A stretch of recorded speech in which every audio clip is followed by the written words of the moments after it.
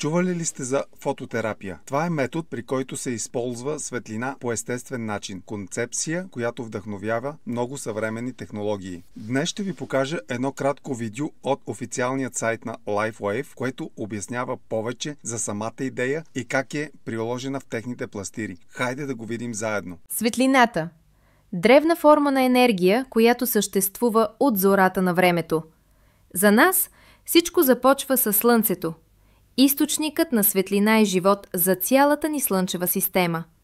Дори Айнщайн заключава, че всичко, от което сме създадени, съдържа светлина.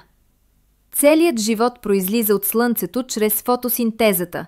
Растенията и растителността събират светлината, а всички живи същества я излъчват. Човешкото тяло също излъчва инфрачервена светлина, която може да бъде засечена с устройства за нощно виждане. От векове знаем, че светлината има много ефекти върху тялото.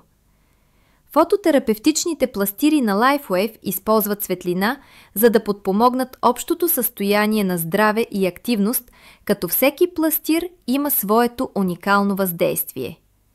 Как работи технологията? Първо, пластирът се поставя върху определени точки на тялото. Там, където пластирът покрива кожата, инфрачервената енергия, излъчвана от самото тяло, се отразява обратно и се насочва отново към организма, като стимулира естествения енергиен поток. Фототерапевтичните пластири на LifeWave създават среда, която позволява на тялото да оптимизира възстановителната си енергия и подобрява способността ти да живееш добре, без вредни лекарства и химикали. За повече информация се свържи с твоя дистрибутор. LifeWave. Живей дълго, живей добре. Светлината наистина е източник на живот, а фототерапията е начин да я използваме, за да подкрепим тялото си по напълно естествен път. Ако искате да научите повече за това как работят пластирите на LifeWave, пишете ми и ще ви разкажа.